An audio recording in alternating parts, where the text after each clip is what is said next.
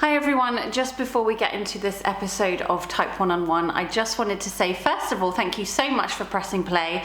I really hope you enjoy this episode. If you do, don't forget to hit subscribe and you'll be notified when new episodes come about. You can find us across podcast land on Spotify, iTunes, all those good places as well. Secondly, anything you hear on this podcast should not be taken as medical advice. I am of course not a professional and you do need to seek advice from your healthcare team before making any changes to your diabetes management. And lastly, if you want to say hello, I do have an Instagram page specifically for the Type 1 podcast. You can find it at Studio Type 1 That's at Studio Type 1, the number, on 1, the number. And you can also come and say hello and follow me on my personal page, which is at Miss Jen Grieves. And all of that will be noted in the episode description. Hi everyone, and welcome to Type 1, a podcast that delves into the obscure, complex and challenging world of life with Type 1 diabetes. I'm Jen Grieves, and each week with the help of some brilliant guests, I'll be showing that there is no normal when it comes to handling this whopper of a chronic condition, because we're all pretty much figuring out the messiness of day-to-day life with diabetes as we go. And most of all, even though it doesn't always feel like it, we are absolutely not alone. We've got a Type 1 first for you today. Across more than 100 different guests, I've never spoken to the grandparent of a child with Type 1 diabetes, much less with their child at the same time. So I'm delighted to introduce two guests to you today, Sharon Harrison-Barker and her son Lewis. Lewis's son Marty was just 10 months old when the entire family were plunged into every parent's nightmare back in 2017. Marty was rushed to hospital in severe diabetic ketoacidosis, and as Sharon recalls in her own words, the day that not only Marty's life changed forever, but my son Lewis and his wife Steph's too. I remember that emotion with such clarity as I sat and watched the chaos. So we're going to talk a little bit about your story, but also how Marty is now, how you guys are doing as a family unit now. But welcome both of you to Type 1. Hello. Thanks for having us, Jen. Thank you so much. Thanks for joining me. Obviously, that is a heart-stopping introduction, even to read, let alone to experience. You wrote to me, Sharon, and said, I think the grandparent perspective is one that would be interesting to hear. And it's absolutely true, because there's so many parts to this when you're plunged into this world, but also ongoing as it shifts the family dynamic. So what was it that made you sort of want to talk about this, Sharon? I've been trying since the diagnosis. We were the same, I think, of any family the day before. I didn't really know the difference between Type 1 and Type 2. And I'm a bit embarrassed to say that, because we've got family members that it became really obvious very quickly, because of their reaction to Marty's diagnosis, that this was going to be very substantially life-changing, where they've kind of kept that hidden from us as a bit removed. So I've got a niece who's diagnosed at 18, and there's somebody on Steph's side as well, and Lewis can talk a bit more about that, but I have really had no idea. So from that day of starting to just read and to try to understand as much as I could, I've been involved in just kind of Facebook groups of grandparents of, and it's particularly American based, but there's some kind of advocacy, and people share their stories on there. So a couple of times where I've had Marty for a week or something like that, 5 days or something, when Lewis and Steph have gone away, I've kind of used that book saying kind of grandparents versus Type 1, and kind of shared my day on there. And so people are willing to share slightly differently on there than they do on the parent groups. And so I kind of stepped forward to that stuff. And I know that Lewis would be able to talk more, but I know that Lewis found those groups quite difficult, and kind of stepped away from them, not the grandparents ones clearly, but the ones that were parents, because they're particularly female mum orientated, I think. And there can often be a bit of an anti-dad narrative in some of those groups, particularly where there's people that have are single parents, or parents that have split up. So I know that was challenging at first. So I've kind of stepped forward. I stepped forward to try and learn and understand a bit more. And me and Lewis both work in the university, so come across maybe information that other people might. So I've always tried to keep up to date. I'm often sending Lewis links, and we'll often talk about it and just the new discoveries and, you know, things that are going on. So I've just kind of engaged in the community, I think, maybe a bit more than other grandparents have. Yeah, incredible to hear. And I'm sorry, Lewis, that you found that. That's an interesting point of view. What was it about the groups that you found you needed to step away from that didn't really resonate with you so much? Yeah, I think I try to be an optimist. I think that's how I cope with things. And personally, I found the groups that I ended up being added into were not optimistic. And especially when Marty was 10 months old, and there's all of those challenges that we had. Like, for anyone, it's going to be a challenge for your child to become type 1 diabetic. Your world does change overnight. But for a 10-month-old in particular, there are significant additional challenges on top of that. And I really needed to be surrounded by optimism because I was really struggling with my mental health at that moment. And so logging into these groups and seeing some of this anti-dad narrative, like, it wasn't all there, but it appeared to be significant because obviously I'm going to notice it more than someone else would. There were quite a few posts sometimes where people were posting about the anniversary of the death of one of their children from type 1 complications.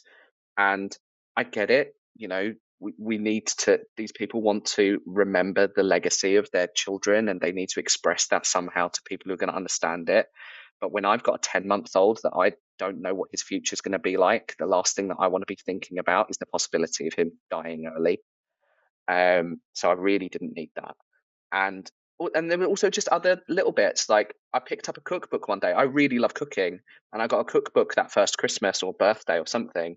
It was a Jamie Oliver cookbook, and at the end of every recipe, it had the nutritional information. So it said how many carbohydrates per portion, which, as someone still getting to grips with carb counting, seemed amazing to me. So I shared in the Facebook group, look at this thing, I think it's really cool. Straight away, I had people saying, no, I'll never listen to Jamie Oliver because of this one thing he said about type 2 diabetics at some point, or equating them to type 1. And it was just people instead absolutely hammering this post that I was just trying to share as something that was positive and helpful. I have a hateful relationship with social media anyway. So it didn't take much for me to just leave all of these groups and think, you know what, personally, they might be helpful for some people, but personally, I'm much better off without. Yeah, and good for you for having that clarity and awareness that this wasn't serving you at what was an especially difficult time, of course, to know that this isn't something that you needed to pile on top as well. Has it been helpful to have Sharon as that kind of buffer of filtering the information and taking it, you know, the initiative to find what works for you guys as a family, to kind of share things to you in a way that is more helpful? Like, that dynamic, has that been useful for you? Yeah, absolutely. I mean, most of what my mum sends me is, we're both data nerds deep down to our core. So most of what my mum sends me is new research that's come out, some new data that's been gathered from XYZ. It's not so much the things that are being shared on the Facebook groups, which, you know, are far more personal stories and stuff like that. So yeah, that's definitely helpful because it feeds my little nerd brain as opposed to my anxieties about being a parent and what can go wrong and all of that sort of stuff. Yeah, absolutely. I can completely understand why that would be the case. And it really speaks to, I think, when you are plunged into this world that is so unknown and it is so new and it's so scary and terrifying, there is now a wealth of information out there. But within that, I think, to be discerning about the bits that are going to help you and the bits that are less helpful in that moment, you know, that is, I think, good advice for anyone newly diagnosed, anyone who is in a family with someone newly diagnosed, you know, and it's important to kind of be aware of that for yourself, because I don't know if you could tell me a bit about when you are newly diagnosed, like, or in that world, you know, the search for information. I think it's a very natural thing, isn't it? Because this is unknown and you want to know what it means and you want to know how to move forward, I guess. Is that something that you experienced? Yeah, definitely. Yeah, I mean, Go on, Liz, you go first. go on, you go. Okay. Well, for me, it was kind of I was trying to not seek any information really. I had the big books that were given to me, and I read them and I reread them, like the stuff that was given to me by the diabetes specialist nurses and the dietitians on that first day. But I was in mental health shutdown. So I wasn't going out and actively engaging or looking or anything. I was in pure self-preservation mode at that point and only dealing with what was in front of me. Whereas I know that my mum, being that sort of half a step away, was, I mean, you bought every book you could possibly find. Yeah, I was. I remember clearly that first night because Lewis's wife Steph was still breastfeeding, so it was hard for her to comfort Marty because they were both looking to each other for something different, look for food rather than just for being able to just lay with him. So I was laying with him, scrolling, finding out information, as much information as I could, and as Lewis said. In some ways, I think we afterwards, when you start looking back and starting to think about the positives, we are both kind of data people, and so there was a part of type 1 that was quite exciting in terms of those calculations, understanding the carb counting, really saying, yeah, we can do it.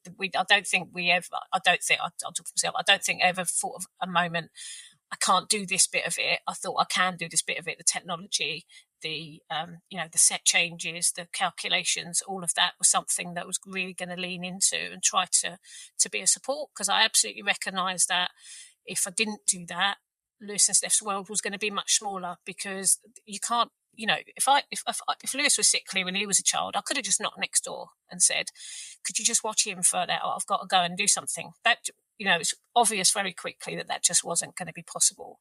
So I needed to gather as much information as I could to be able to be the person that they could say, "Can you?"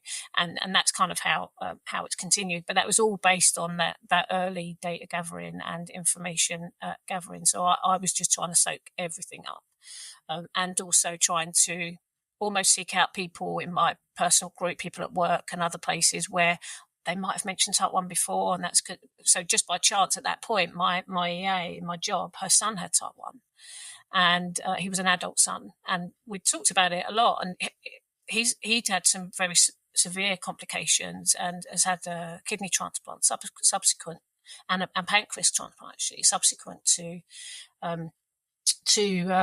all of this happening. And suddenly I was obviously all ears, and she was all ears in terms of that understanding.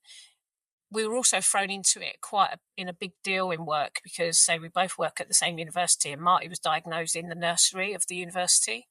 It was his first day at nursery.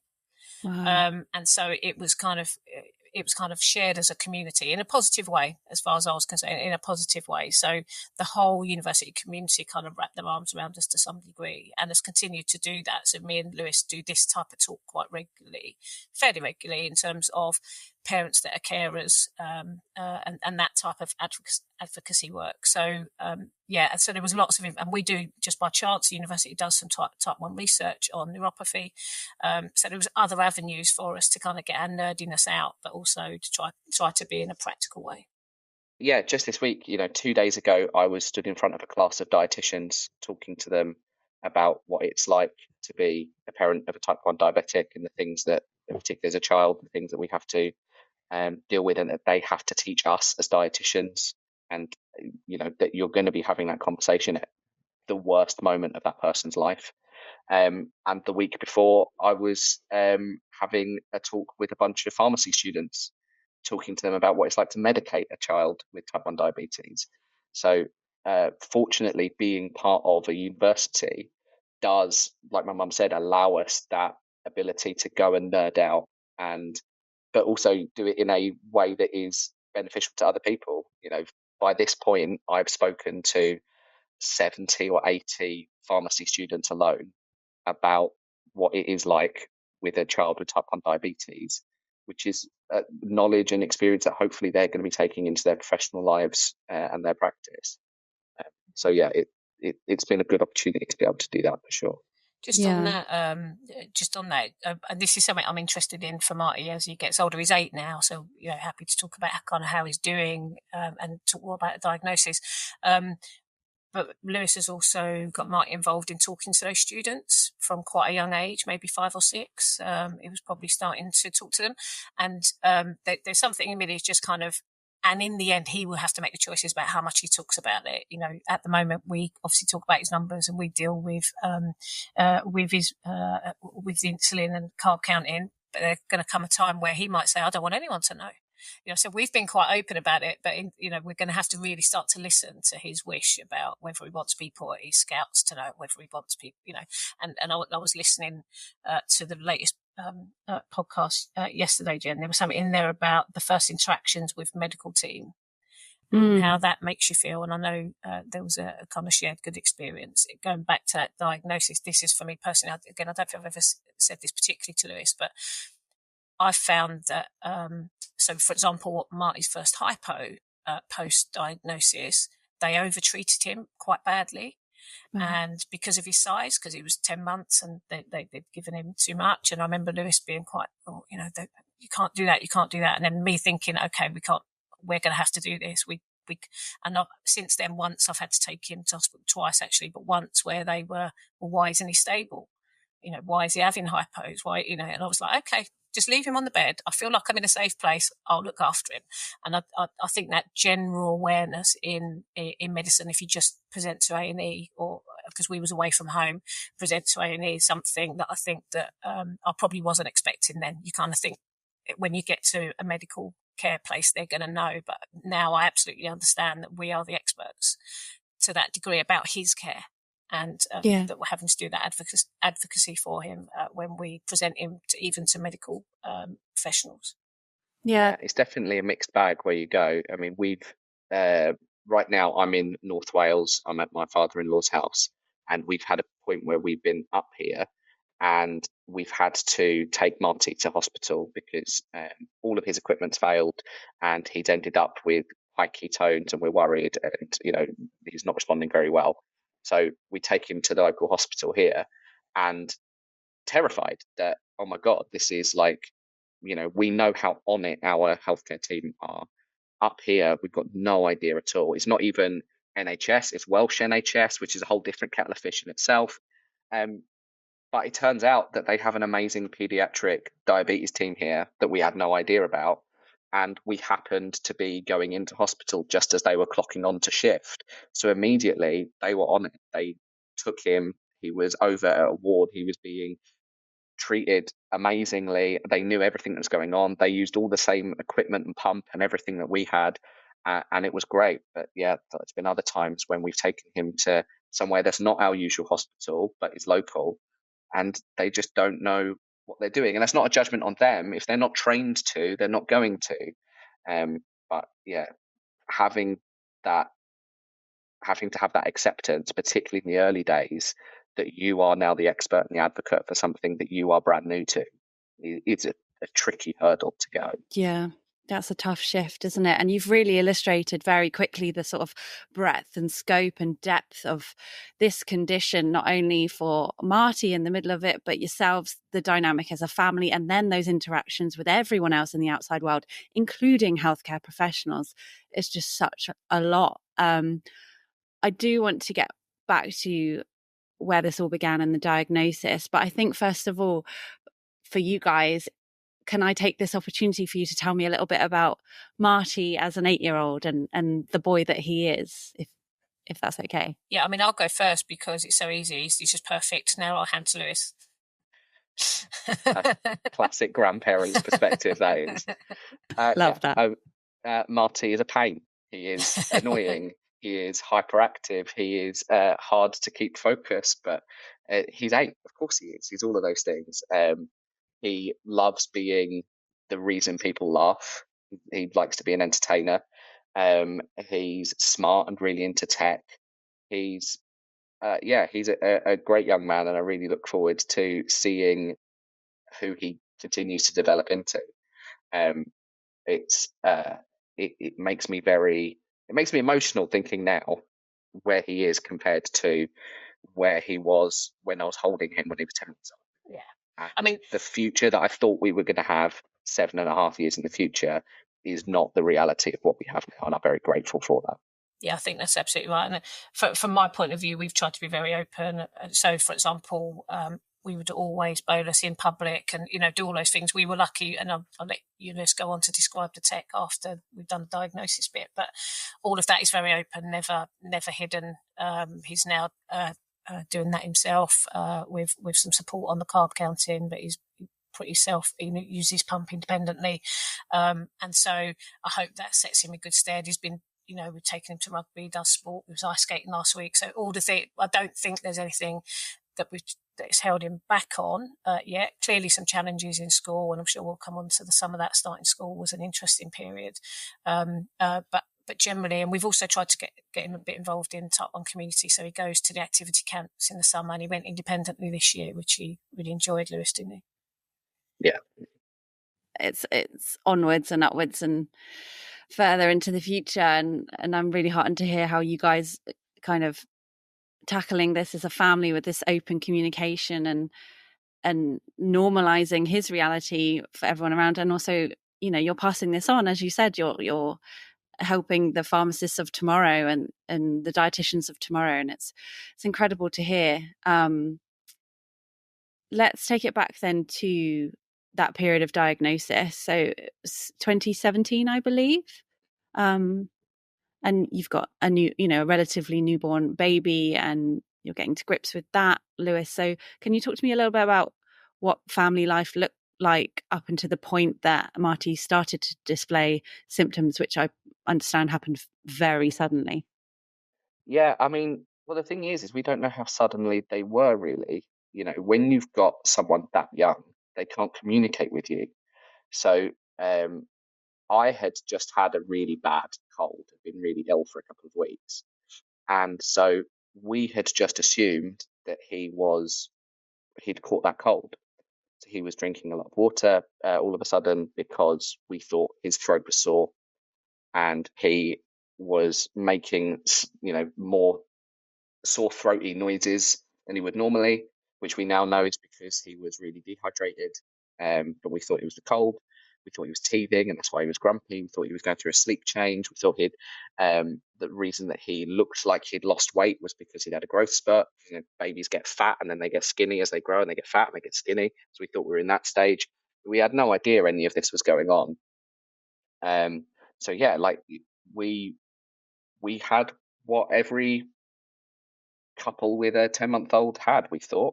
That sort of slightly stressful, finding your way through parenting type life. And then he went and had his first day of nursery and my wife's first day back from maternity leave. And to correct my mum, I wasn't working at the university at the time. He went in and he really wasn't well. He was sleeping and not waking up. And they called my wife and said, "We think he needs to see a doctor now." And she came over. And by the time by the time she'd walked down, bearing in mind that she was a 3-minute walk away from the nursery, it deteriorated enough that they needed to call 999. So yeah, he was. The paramedics came. They tested him, saw his blood sugar was high. At that point, they knew what the issue was, but what the outcome was going to be was anyone's guess. And he was blue light into hospital. So yeah, it was a big and sudden change, and we didn't see it coming at all, because if he was old enough that he could talk to us, he could tell us how he was feeling, he could tell us, at least give us hints about what was going on.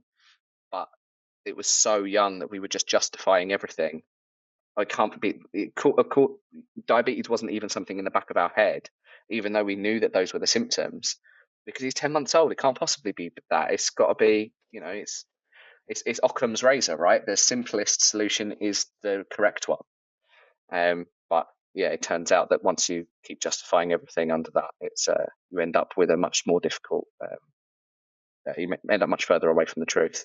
Yeah, from my perspective of it, Lewis and Steph had been on a caravan in holiday. I think they'd been away for a few days. They came back. We had Marty on Friday nights, which we continue to do. So we've done that from from very young to give Lewis and Steph a kind of date night or some time off. We'd have him overnight. So they brought him round. We've got a pets corner opposite us where you can go and pet farm animals. And normally he would be really alert, and he just wasn't. He looked poorly, but as Lewis said, we thought this was a flu or cold. And I think probably one of the most distressing things for us now is seeing the photos of, because we got photos of that day just because of some of the things that we've been doing. And you look at it and you think, how didn't we know? I don't think we'll ever quite get over that. And I remember when Lewis and Steph came to pick him up, I said, just need to keep an eye on him. It's just not quite right. And there'd been one instance over that Friday into Saturday where he really had guzzled down some drink. And I'd said to my husband, blimey, if I'm in a pint drinking competition, I want Marty with me, because he really was down in this drink like it. It was desperate as that thirst is, but didn't connect it. In fact, I can say I didn't know the symptoms then, so I wasn't looking for it. Just by chance, on that morning, again, Steph was working at uni first day back. So when they called her into the nursery, she then called me, which is why I was involved so early on. So they called her into the nursery, said that they're going to call the paramedics, phone me, and I was 5 minutes from there just by chance. It's a room that I've only ever been in once in uni, interestingly, and it was that day. And by the time I got over there, the paramedics were just arriving. When I used to go in, he would really react. He'd smile, he'd be excited to see me, and it was nothing. And yeah, as Lewis said, they did the finger test, and immediately kind of said we need to get him to hospital, and we knew then kind of what the diagnosis was. So then it was the kind of practicalities, driving the car. They went in the ambulance. So I was at the hospital with Steph and Marty prior to Lewis getting there. And that was where that kind of out of body experience kind of happened, because I kind of sat. I was helping as much as needed to, but was kind of sitting back and just kind of watching it all going on ahead of me.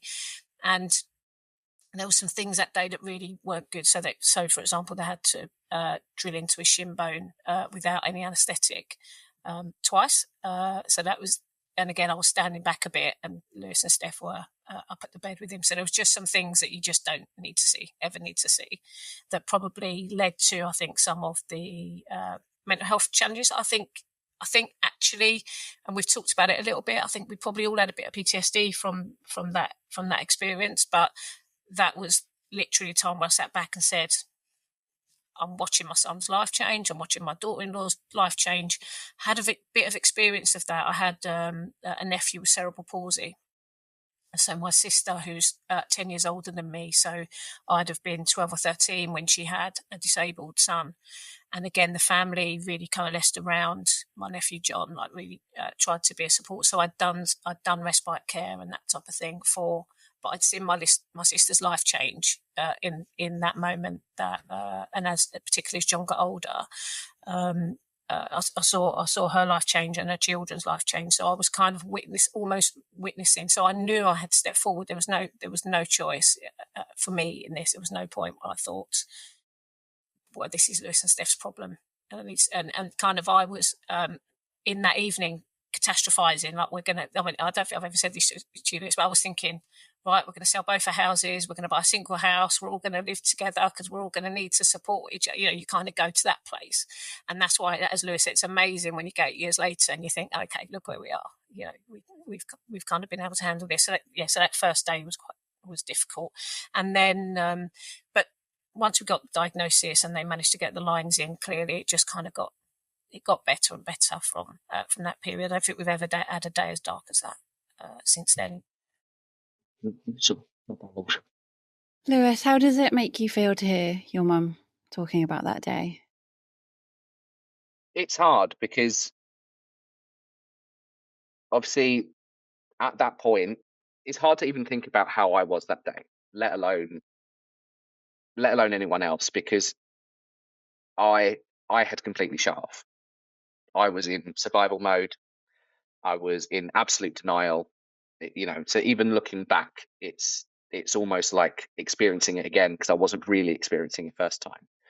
So then hearing from my mum what she was thinking, what she was going through, a lot of it, I know, we haven't had that chat in that much detail.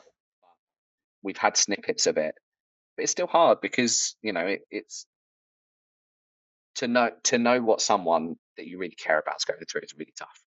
And then also to make you think, oh, actually, I was going through that at the same time, but wasn't allowing myself to. It's sort of a bit of a, it gets you twice. I mean, it's interesting. We obviously come from a slightly different mindset. I find it comforting that people shared the experience with me. So to be able to talk about it, and we was all in that same room for hours. I think we haven't talked much about, like, my husband, Gerald Lewis's dad, is kind of very involved in the childcare. He's a very hands-on dad and granddad. I think he felt a bit left out that day because he was outside, because we was all there first, and obviously there's only so many people that can be. So he sat there for hours and hours. But I think probably you also go through it, but in a slightly different way. You're again witnessing other people. Steph obviously had a very mum experience of it, which again will be very different. So we all experience, but we can talk about it because we was all there. And I think it isn't just a story that Lewis and Steph can talk to me about. It's a shared experience. And I find some comfort in that. Yeah. Oh yeah, I'm much happier that we talk about it than it being buried. I mean, burying it is what meant that I ended up needing mental health support. Yeah. So it's much better to talk about, but it doesn't mean it's easy. Yeah. No. And I'm very grateful to you for this conversation. I think there's a lot of people listening who are in this dynamic in one way or another with their own experience, wondering how to step forward and when to step back and where to articulate their feelings about this when there's, other people sort of at the nucleus of it, if you like. You've mentioned it a couple of times, Lewis. I wonder if you would mind touching a little bit on your mental health experience and the point at which you realized that maybe you yourself needed some support to process what had happened. Yeah, it was tough. So I specifically remember being at work. At the time, I wasn't working at the university where we both work now. I was teaching at a college, and I remember my mum calling me. I was just about to walk into a classroom to teach, and my mum called me, and the way that she said Lewis as I answered the phone, I knew something was wrong, and I was already running out the door. Before she said anything else, I was already running. And I think from that second, I shut down. I was just in self-preservation, not thinking about anything, and complete denial. We were in resus with Marty for 18 hours, something like that. And I remember being sat on the bed with him in my arms, all these people rushing around doing all sorts of things. And in my head, I was going, well, we're fine. We know it's type 1 diabetes. Thousands, millions of people have type 1 diabetes. We know what the problem is. We're in a hospital. It's fine. It wasn't until later that I allowed myself to even think about actually what was going on and how serious it was and how close we were to losing him. And so I ended up being shut down for quite a while because anytime I did allow myself to think about it a bit, it just got too much. The first night that we were on the ward, so we'd spent the first night overnight in resus, and then were admitted onto the children's ward the next day. And very kindly, my mum paid for a room in the Premier Inn next door to the hospital so we could try and get some sleep in shifts. And so I told my wife to go and, have the first shift, and the nurses set out a Z bed to me. And I opened up the little book that the diabetes specialist nurses had given me about managing type 1 diabetes for your child. And I got 2 sentences in, I broke down. Just all of a sudden, all of these thoughts about what this means and what this is and everything. And so I just had to shut it down. I just couldn't, because at that time I felt like people didn't need me to be emotional. They needed me to be functional. And so I completely shut down, and I had a really, really tough couple of weeks where if I didn't need to do anything, I was lying on the floor of my flat, just motionless. I just couldn't bear to move. I had like an hour and a half commute to work every day at that point because of where I was living and where I was working. And every junction on the M25, I was indicating to come off to go home because I just couldn't bear to be at work in that state. But I'd go one more junction, I'd go one more junction. And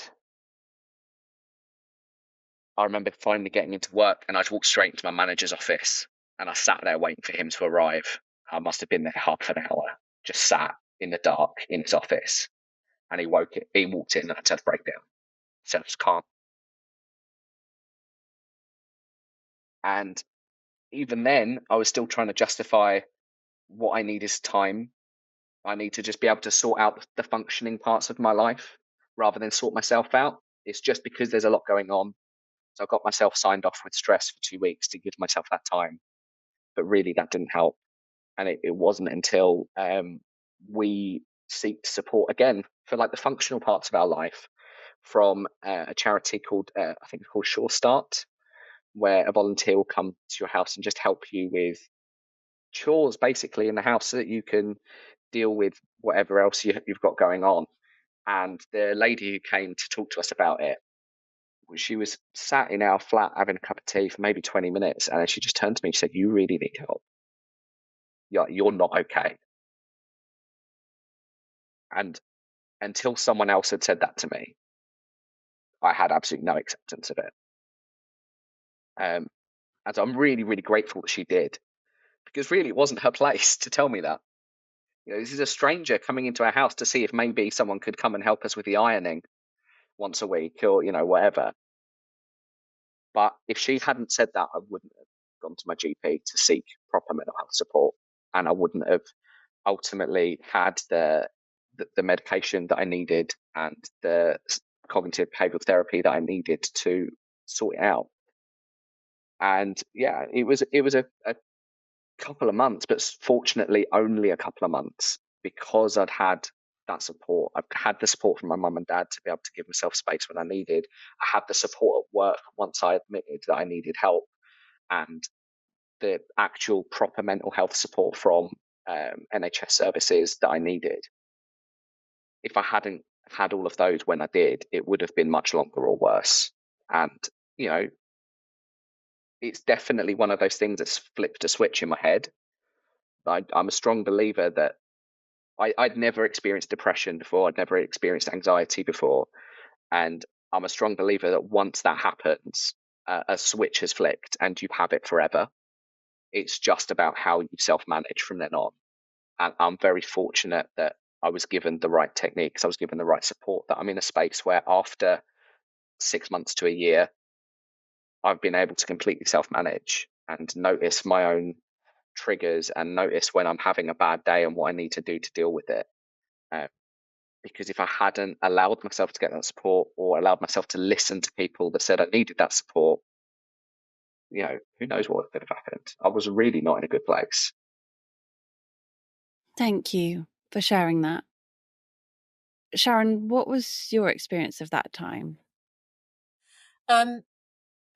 I think we feel things quite differently. Lewis. So I was emotional immediately. So not necessarily in front of Lewis and Steph, but certainly at home.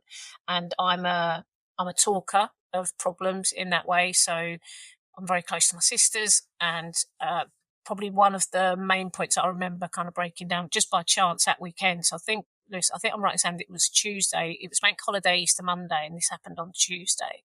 The diagnosis happened on the Tuesday. On the Saturday, we happened to be having a memorial service for one of my in-laws that I just had to go to. And I saw my sisters then for the first time, and I broke down. I broke down there. So I was able to let it out. What was obvious from us watching Lewis, well, for me, I shouldn't say us, for me watching Lewis, was that it became like a job. It wasn't like a dad. It became very functional. So in all of the issues that Lewis is describing, it wasn't presenting as somebody that wasn't coping because could not fault the care and the understanding of type 1 diabetes that had just happened, and the understanding of what we needed to do. At that point, we were injecting, the technology came a little bit later. And being able to show me that stuff and for us to be able to do it. And it kind of became a focus of a job, but watching it, Marty could have been anybody. It was kind of just doing the things that you do to keep someone alive. And actually it was my niece who's got type 1 diabetes. And she said to me once, I don't know if I've said this to you, she said to me, I'm a bit worried about Lewis. He's functioning. He's functioning as a dad of a child with type 1 diabetes, but Marty is his son. And that kind of connection was challenging for a bit, because I think he just couldn't do it at that point. So I think our experience after that first day was very different, because we're very different human beings. So I'm a organizer. So I wanted to wrap my arms around and solve it. And as I say, I went into looking for houses and, keeping myself busy, reading, dating, all of that, and probably didn't concentrate on the emotional side of Lucy's pain, because in some ways I was like, maybe it's slightly generational. I probably, and this is not a good thing, would describe myself as a bit more kind of stuff and nonsense. We've got to do this. What's the option? And this isn't going to go away. So we just got to get ourselves together, and we've all got to find our own way of doing that. I think that Lewis and Steph are more emotionally available to each other and can support each other much better than I was probably able to support Lewis at that point with those emotions, because I would go into organisation mode, like what can I do, rather than just talk to me. It would have been what can I do. But I think there was also that thing about the pain of sharing, as Lewis described earlier. It's kind of everyone's trying to cope with their own part of this, and you're not trying to layer your bit onto them. Yeah. Lewis, what would be your takeaway for someone who is recognizing some of the things that you're saying, whether they're dealing with a new diagnosis or not, in terms of being able to seek support or, put your hand up?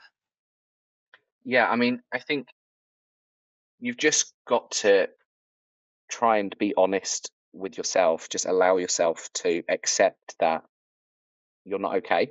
And, as we all know, the saying goes, it's okay to not be okay, but it's not okay to let yourself not be okay. We all have those days, those moments, things that happen to us that could be short-term or long-term. But ultimately, it's our responsibility to make sure that we're doing something about it. I was very, very lucky that my GP in particular was on it. Marty at the time, and maybe still now, I don't know, was the youngest diagnosis of type 1 diabetes that they'd ever had in Eastern North Arts Hospital Trust. So his GP was immediately aware of it. The morning after his diagnosis, they'd had a briefing with all GPs in that surgery about Marty. So because everyone was so concerned that, this is such a special case. So as soon as I called up and I said I'm struggling, they're like, yeah, of course you are. Like, we've kind of been waiting for your call, to be honest. Come in and we'll help you deal with it. And so I didn't even have to explain what was going on. They were like, yeah, you're Marty's dad. You know all about it. So I was very, very fortunate. And unfortunately, not everyone is going to be that fortunate.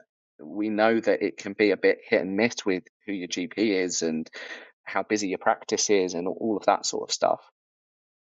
So unfortunately, it does mean that for a lot of people, you do really have to advocate for yourself. But that's part of it's okay to not be okay, is make sure you shout about it if you have to and get that support, because ultimately it is there. You just might have to fight a little bit for it. As with anyone who gets support from the NHS, the first thing that they tried that they did was they gave me antidepressants, which I'm very grateful for, because it allowed me to start fixing the functional parts of my life, and allowed me to, but it didn't fix me. but it allowed me to get to a point where I could then put time and energy into fixing myself. The second thing they tried to do is give me online cognitive behavior therapy, which for me just did not work. But at least by going through that, I knew it didn't work, and I could go back and advocate for myself. Like, no, I need to speak to a person. Speaking to a computer is not helpful for who I am and how this is going to work for me. And being able to advocate for myself, I think, is what meant that I had a relatively quick recovery in terms of my mental health and the space that I was in. It's just unfortunate that the time that you're least likely to advocate for yourself is when you're going through mental health distress. So yeah, if anyone does recognize that within themselves, as much as you can, or as much as the people who love you can, you do need to advocate for yourself to get there, because it can get better. The support is there, but sometimes you do have to fight for it. I think from also kind of going beyond that period, because we knew that Lewis had gone through that kind of crisis and was seeking help. He only had to do it a couple of times, but I was much more understanding and understood it better when a couple of times he said, I really need half an hour. Like, I'm not in a good place. I just need to go. So we might be out with a family or something like that, and he'd just need to go take himself away and sometimes it was a very short period, half an hour, or we was all in the house and he'd need to go out for a walk. But because he had shared that, this had happened and that he was healing himself to some degree, we were able to absolutely understand why he would do that. And that has become, from what I see, less and less and less, and just needing to do that. But as you say, you never know when. You don't know what the trigger's going to be, because we've had some interesting times with Marty starting school and things like that, where we've had to go into the fight again, really, to advocate for him and be in a good place ourselves to be able to do that.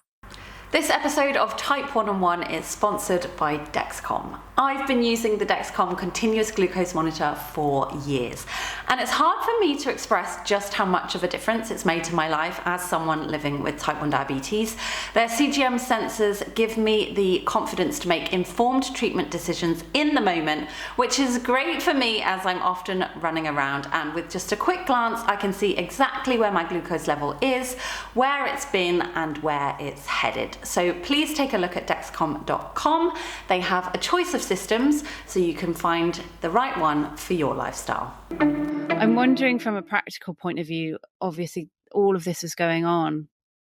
You've also got a baby who has a lot of needs, and as you yourself are getting to grips with it and understanding what his doses are, as you mentioned, he was on finger pricking and things for a while. What did that look like after you'd come out of that acute phase and you'd come home and you were in the day-to-day of managing a baby with type 1 diabetes? It's kind of hard to remember, to be honest, because that was the period that I was in full brain fog.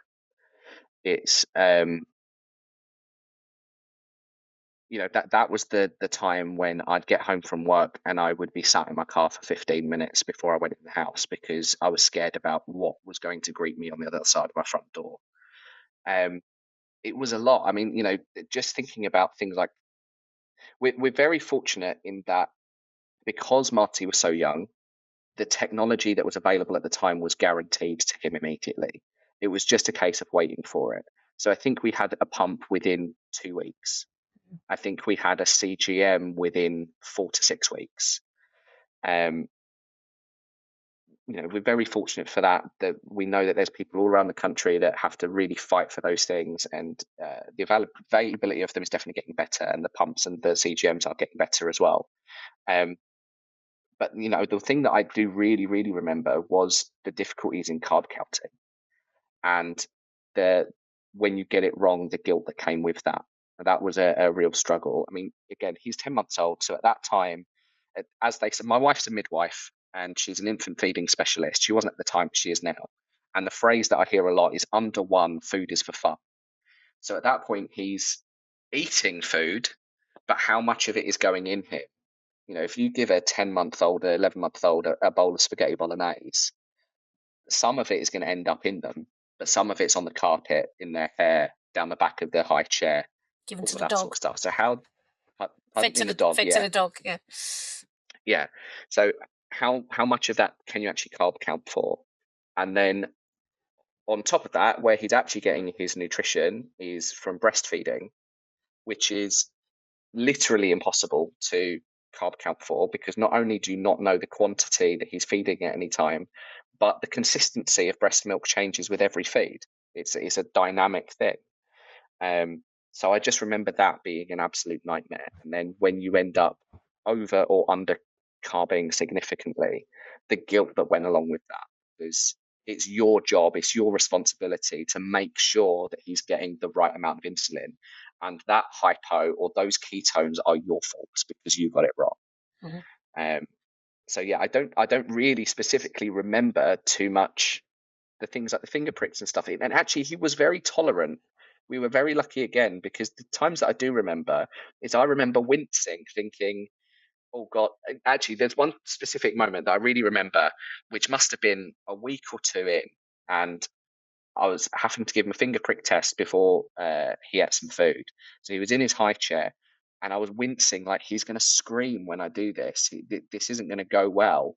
And I pricked his finger, and he looked at me and pushed me out of the way of the telly. Like, he didn't care at all about this finger prick test. The problem was they started blocking his view of the Teletubbies. So we have been really fortunate. He's always been very tolerant of things like cannulas and finger prick tests. Yeah. And we haven't had to do that many finger prick tests because we've had the technology. But yeah, the carb counting, I really remember being a struggle in those early days. Yeah, I think I'd already moved into kind of optimism mode at the point, at kind of in the first week, and was kind of thankful for stuff. So I really remember clearly on the children's ward, there was a young girl that had just been diagnosed. She was only maybe 8 or 9, and they were having to pin her down for every finger prick and every injection at that point. Well, clearly that wasn't going to happen with Marty because he was so young, but he never used to even wince. Like Lewis said, you didn't, you kind of say, oh, I'm really sorry. You start off by going, I'm really, and in the end, he's like, what finger? Where do you want? He just has never really reacted to that stuff. Even now with the cannula and with the CGM, he'll kind of go, oh, and he'll pull it off himself, and you do it. But it's never been something that's caused him much distress. So I was kind of already very thankful for that side, because everyone was saying it must be awful to be doing that to a 10-month-old, and we're like, well, not really. He's kind of been okay with it.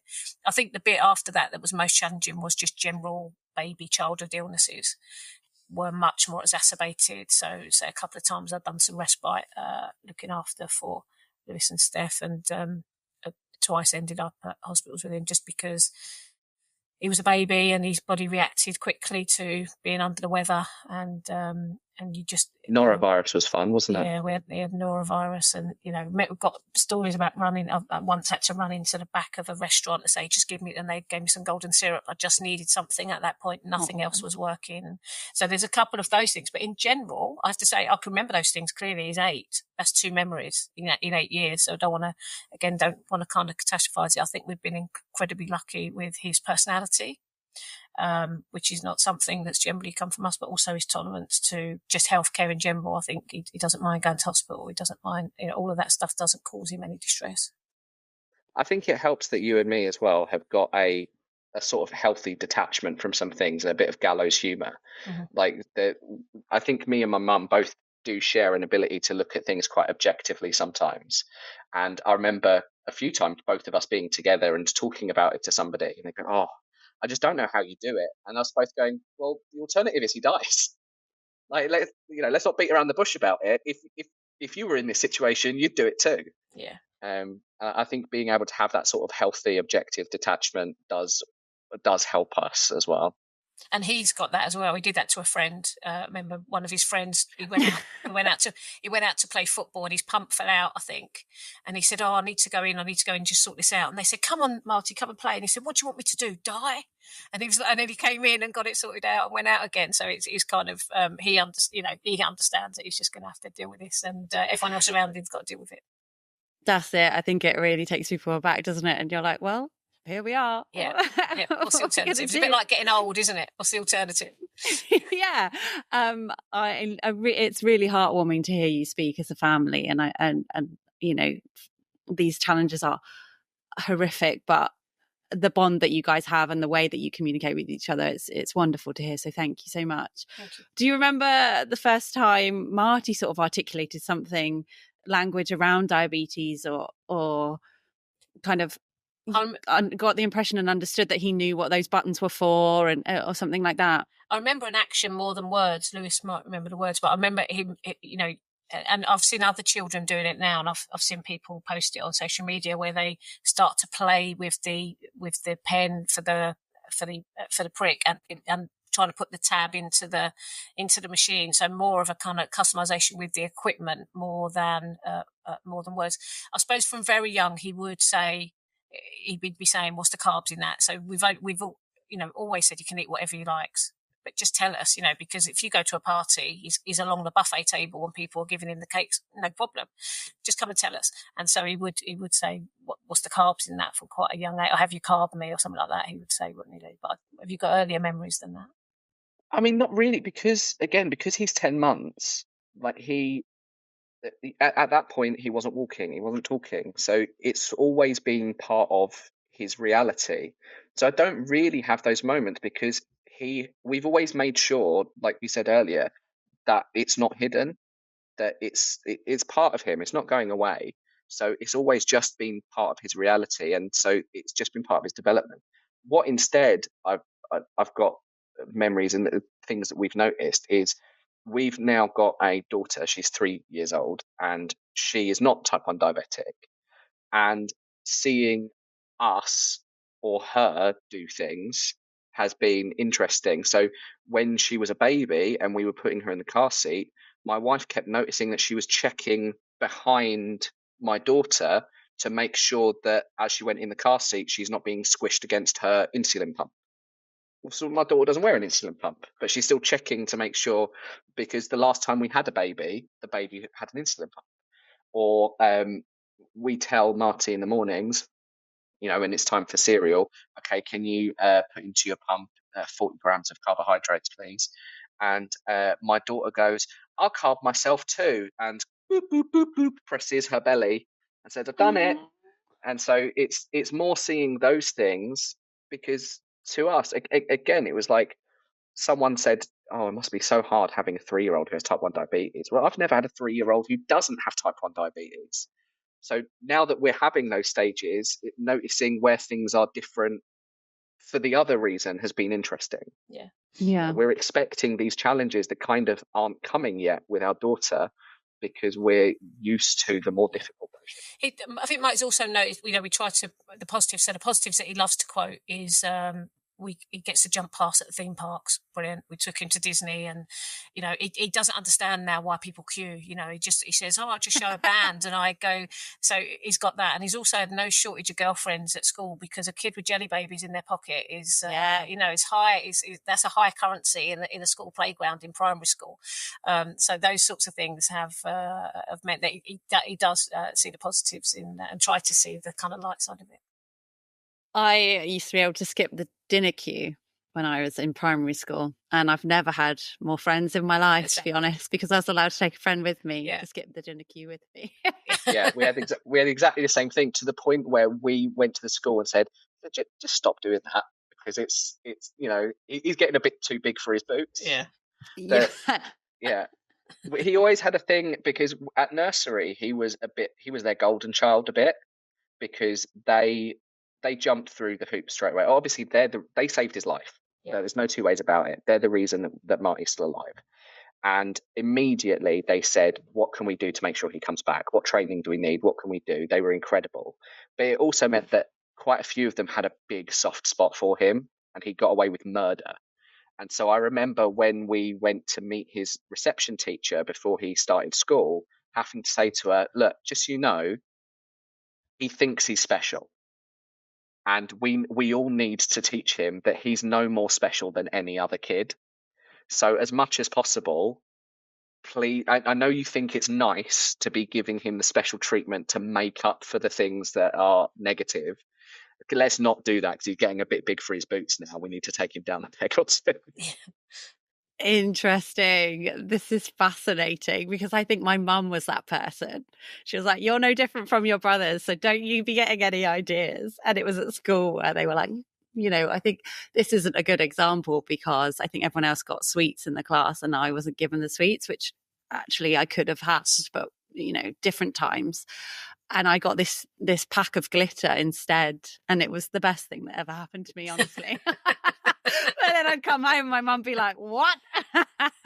So it's an interesting balance, but it's just so funny, these things you have to deal with, isn't it? It's bizarre, but as you say, it's your reality. You don't know any other way. Can you speak to me a little bit, as you've alluded to, the transitions from nursery where they were so on it and so amazing, and you said school was maybe a bit more complicated. Are there sort of insights that you can share from that time? Yeah, absolutely. I mean, when Marty went from nursery to school, it was a challenge, and I don't want to say that that the negative sides are the fault of any specific member of staff or anything, because ultimately, when you train to be a teacher, you're not training to be a nurse. So this is not part of the job that you expected or signed up for or anything. It's been forced on you. And Marty's reception teacher was amazing. She was she really wanted to make sure that she was doing everything right. She tried really hard, and we've actually become friends since. Now that she's not his teacher anymore. But trying to get the school as an entity to understand that this is something that needs planning and needs to be taken seriously sometimes is a battle.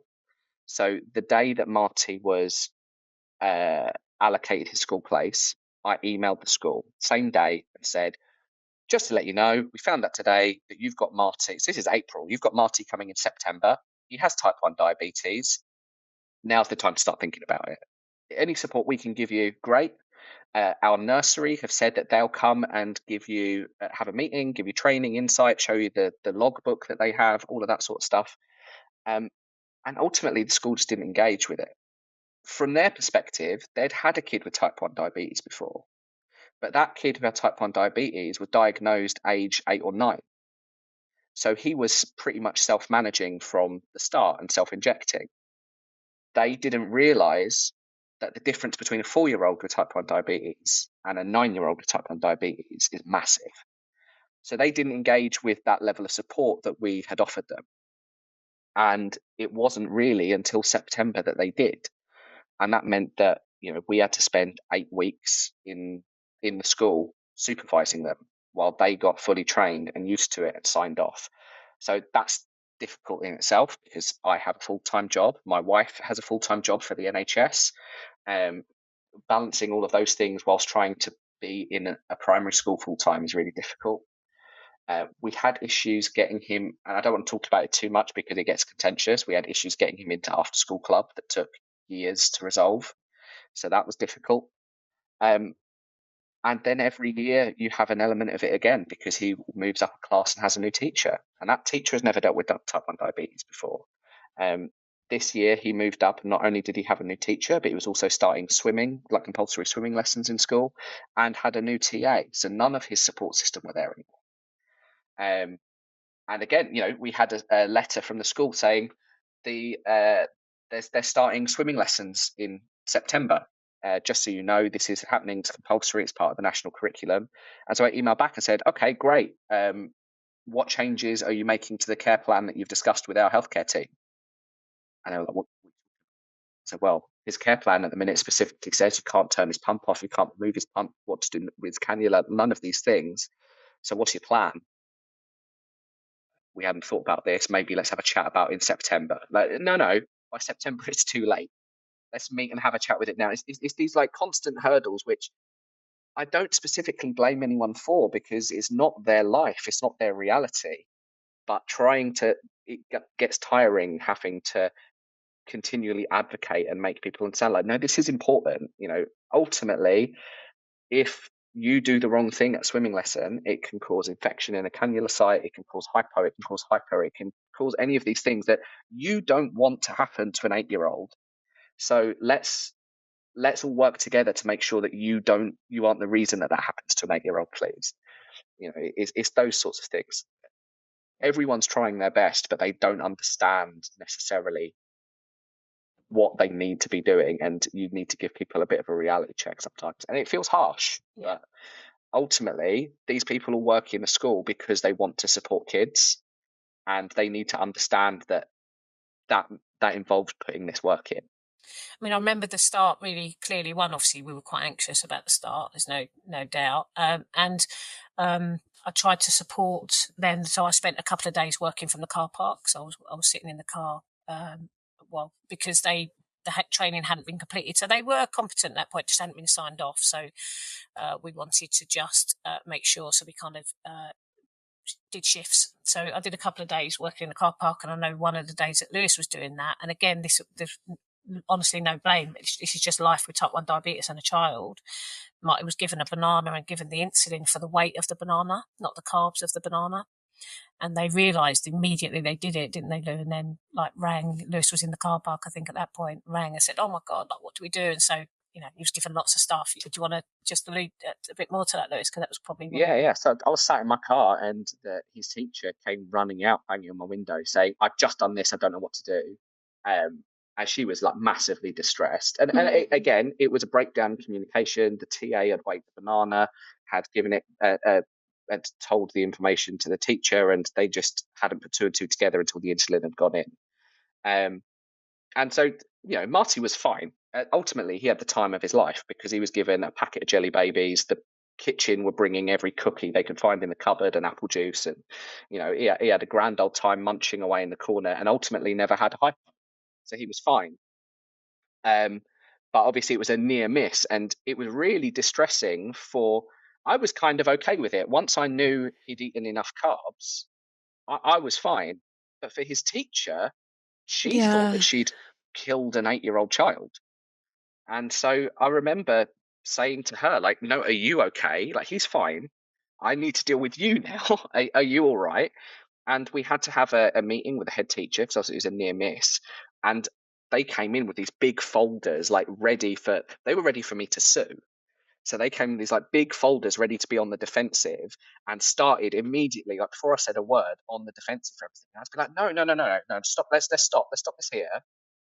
No, I'm concerned, Mrs. Head Teacher, that you are not providing adequate support for your staff, because ultimately she's been expected to do this new medical thing whilst being harassed by 29 other 4-year-olds.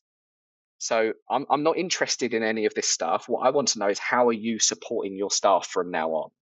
And I think it really shifted the dynamic and the conversation at that point. But making sure that the schools aren't just supporting your kids, but supporting their staff in order to support your kids, it's really important. I mean, that's a real memory, going into the class and seeing the teacher absolutely doing her best with 30 kids and Marty's phone round her neck, trying to check that and listening for the and it got better. He's got some support. He's got a TA that's been following through. He's older. He can do a lot of it himself now.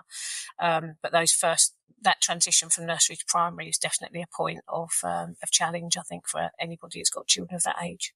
Yeah, and you speak to kind of the fact that these things are going to happen. I don't have 30 children to manage, and I've injected my long acting when I meant to inject my fast acting, or I've dosed for one and I was taking the other. Every day I could probably tell you something where I think, "Well, Jen, that was silly," and I'm the one that lives with it, and I have lived with it for decades. So that poor teacher, and you're so right, to change that language and that perspective, to take that off her shoulders as well. I think it's just about being aware that we're humans and trying to navigate through this. And I think that's really valuable for people to hear as well, that it's this collaboration and everyone's in it trying to find their way. But as you say, to continually be advocating not only for Marty, but for yourselves, for teachers, this is a lot. Lewis, how do you and Steph find time, or how do you make room for yourselves as adults and to kind of lighten the load for yourselves as an adult couple? Where have you found spaces to be able to do that, or how have you been able to? I mean, in a large part, it's my mum and dad. As my mum said earlier, from a very young age, they would have Marty for a sleepover every Friday. And they still do have at least one of my kids for a sleepover every Friday that they're at home.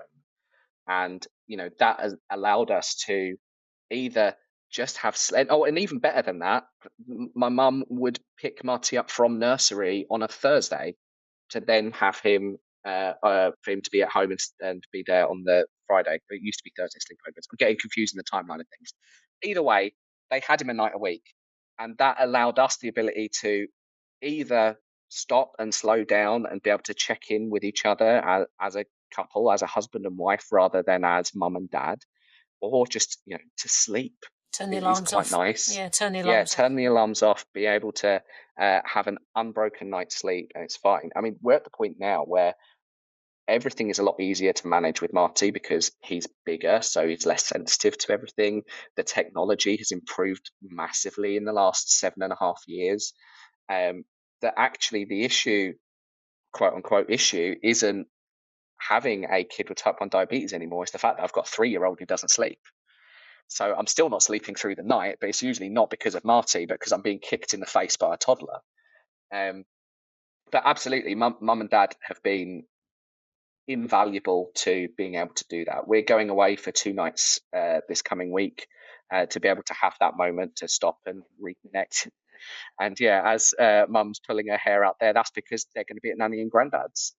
And if we didn't have that support network behind us, I was so fortunate, because if we lived away somewhere, or we just unfortunately didn't have that type of family support network, I don't know what we would do, or how we would be able to survive as a couple. That time's been so valuable to us. Yeah, I mean, some of that, and genuinely, as a grandparent, it's not a burden. So we've got a very open relationship. So if we can't do it, we say no. Right. So there's no guilt here. We do it at the point where we want to and we can. And for both of those things, there's been a couple of things that have really helped. One is Lewis's dad, my husband Jill. He finished work 9 years ago, so he finished work at 51. So he's been available when needed for daytime care. So we were.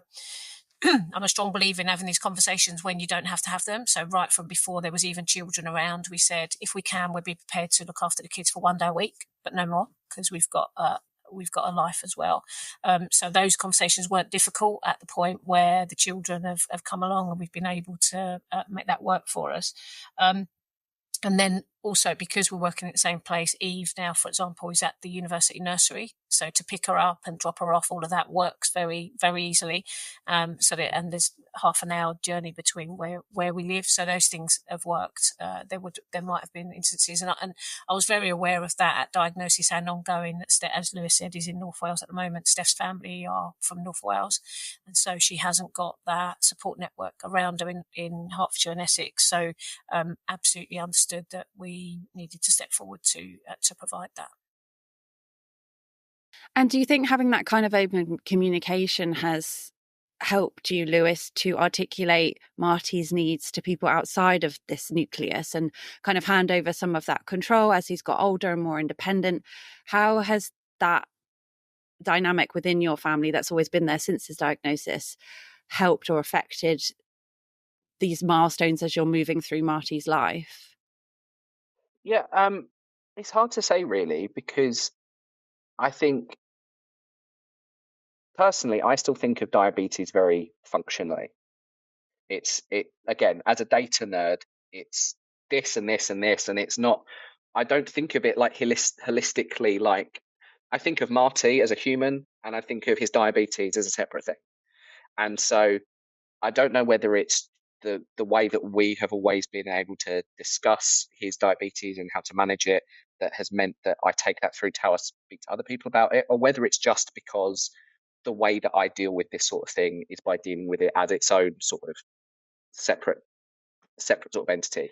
What has been very useful is having that ability to talk about my mental health in that way, because I think my mum would admit that prior to Marty having diabetes, things like mental health was not something we spoke about. We're not we're not by trade a emotional family or speak about our feelings or stuff like that. And so having that need changed within all of us and made it a lot easier to. And so in my day-to-day job, a lot of it is supporting students with their mental health needs. I'm not a mental health advisor. I'm very clear to them about that. But being able to speak to them about my own experiences and listen to them is not something that I'd be able to do if it wasn't for that open communication that we had and we developed. And it was definitely a big part of my being able to manage my own mental health. So I don't think actually it's the diabetes thing is part of that. I think I always would have been able to talk quite factually and functionally about it just because of the way that I function as a human. But the mental health side, the open communication has been massive. Yeah. I think that data side of things really makes sense. It's like, this is what you need to do. There are times when, I guess I'm a bit more emotional, or I can be about all aspects of life and deep thinking and feeling. And sometimes that's helped and sometimes that's hindered, because diabetes is so huge in itself from a practical point of view. Every day I have to carry all these things and remember these things and pick up my prescription and refill these pods and whatever it is, So I think sometimes to keep that separate and be like, okay, this is my tick list. This is what needs to happen for these things. That actually, sometimes that separation, I personally find, as someone living with it, quite helpful. With that in mind, as data lovers, as self-professed data lovers, what do you do and how do you react when the data defies you as it does? It just sets a new mathematical problem, doesn't it? I just see it as a set of something, a mathematical problem to be solved. But I don't. I mean, I'm talking personally now. I don't particularly berate myself when Marty's numbers are high or low, because now, and of course we've got him for a limited period. So I kind of say, well, he's got 7 days in the week, and if he ends up a bit higher with us, I think my husband struggled more with the thought that he might go low because he's a bit of a feeder. So he would, I think he would honestly say that he would run him a little bit high, almost deliberately, for his own mental health. I think he found that bit quite challenging. Once I knew, because Marty's an incredible eater, like he really loves his food and loves different types of food. So because I know he's going to eat, I don't really worry about the lows anymore. And so I try to bolus hard, to keep the numbers, because I know that if I offer him something else, he's going to eat it. That was different when he was younger.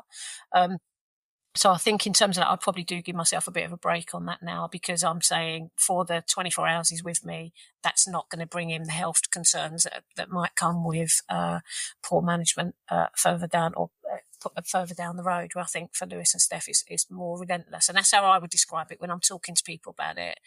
It's just relentless. The thought that you can't put a single thing in your child's mouth without thinking about the carbs around it. When people around you and they start to see that, they start to kind of understand that it is absolutely relentless. Yeah, I find the data defying you to be quite frustrating. I've accepted the fact that the data is always going to be malleable and it's always going to be adjusting. He's still only 8 years old. He's going to keep growing. He's going to keep having hormonal changes, and we're going to have to be constantly adjusting his ratios all the time. That's fine. That I can deal with. That's changing data. That's not a problem. What bothers me is when, or if he's sick, even. I can, in my head, say, okay, well, this is just something else that's been added into the equation. It's just a new part of this algorithm going on in the back of my head. What gets me is when you just have those unexplained days. Those days when there's nothing wrong with him. He's not doing, it's not a heat wave or a cold snap outside. He's slept well. He's eating the same. He's not running a temperature. Nothing particularly exciting is happening. But for some reason, the insulin are turned to water and we can't get him below 15 all day, no matter how much we give him. Those are the days that really frustrate me, because there's the impulsive part of me that's just like, right, fine, I'm going to give you way too much insulin so that you do crash down, and I'll deal with it when you get close. But then I just have the overriding thing in my head saying, no, I don't understand this problem. Mathematically, everything is correct. And I really struggle to pass to that bit. If there's anything that I can justify it with, I'm okay. It's those really random, unexplained dates. You just don't know what's going on. that I find really frustrating as a Yeah. data nerd. I'm just furiously nodding at you. I wouldn't even consider myself a data nerd, but those days are the ones where I'm like, what is this? So I hear you. And the worst thing is you'll never get the answer. Never, You'll finally ever. solve it. It might be 24, 48 hours. You'll finally get everything back down to normal, but you won't know why. Oh dear. Oh, it really keeps on giving, doesn't it? You've described yourself as optimist. So I'd just love to hear from both of you something that Marty has taught you as the human at the center of all this, who has had to deal with so much, like what he's shown you as, a young boy dealing with a lot, that you've really kind of stepped back and thought, yeah, there he is. Yeah, I mean, I think from my side, he's kind of fearless about it. There's not been. I don't think we've constrained him, and he hasn't constrained himself. So, I like to be outdoorsy with him, so we do a lot of activities with him. And there's not one that I think we can't do that because of the diabetes, and he's kind of like that as well. I've never heard him once say, "No, I can't do that because." So the fact that he is just a kind of normal, annoying 8-year-old is what just fills me with the most joy. And I think from my own responsibility, and I say this quite often to people, and Lewis's might be different as a dad rather than as a grandparent, is that I just feel that I have to do everything I can to give him the best opportunity to get to 15, 16. Then I'm going to say, over to you. If you now want to go and drink damage the body, we've got a responsibility to get his body to a stage in teenagehood where we can say, and now this is your life. And there's that period where, and I think we're going to struggle a bit with that because we are so into the numbers. The day he says, turn off your tracking on me, it's going to be really interesting because I've got it on my watch, I've got it on my phone, I've got it on, we've kind of got it everywhere. So, I'm really proud of the boy that he is, and that he's managing to, he's just living with it. It isn't him. It just happens to be a thing that he's got that's a bit unique and makes him very special to me. Yeah, it's the thing that makes me so proud is how unbothered he is. We speak about it constantly. So he goes to Cubs, and again, we're very fortunate. We've been so lucky with the people we've had around us. His Cubs leader is a dietitian, or his scout leader is a dietitian, and one of the assistant leaders is a paramedic. So I've never for a second not felt safe leaving him. And they immediately engaged with the training that they needed. And when they're at camp, she'll shout to him, the alarm will go off, she'll shout to him, Marty, come here a second. And he won't even look at her. He'll just walk up to her backwards and present his backside where his pump is, just as a kind of, just deal with it and let me get on with my life. He's just so blasé and not bothered about any part of it. And if a kid asks, like, what's going on, as new kids come up in the younger years or whatever, he tells them very eloquently, this is what it is, this is what my body can and can't do, and this is why we need it. But other than that, he's just completely like, whatever, just get it done, get out of my way and let me get on with what I'm doing. And I'm really proud that we've managed to instill that within him, because it must be so, so hard living with diabetes if you're uncomfortable with the fact that you are diabetic. I can't imagine what it must be. Yeah. No, that's incredible. And I think a lot of that is testament to you guys. That's kind of the start I had when I was diagnosed. It was like, okay, how do we carry on and do everything that she's already doing? And I was doing every club, after school club under the sun.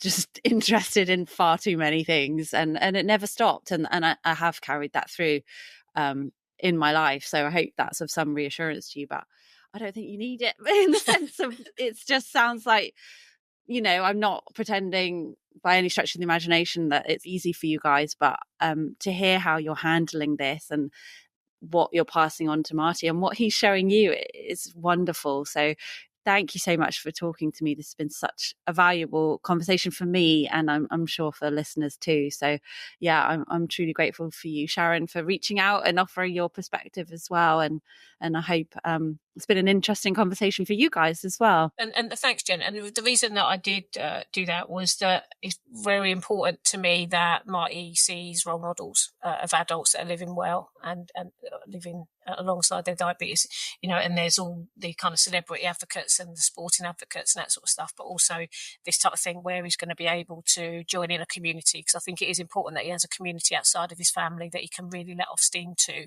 and he needs to find that community in time, because there won't be enough people just naturally in his own place. So I'm sure it's going to be via social media and other places. So that's why I started listening to you and actually followed you from your travel, really, because we're really interested in travel, and your travel stuff was where it started. So thank you for doing this work, because it's important for people in the community. Oh, I received that. Thank you so much. That's really kind. Yeah, I do sort of want to show, like, it's scrappy, it's messy, the data defies you, but we're out there anyway, we're doing it. So thank you.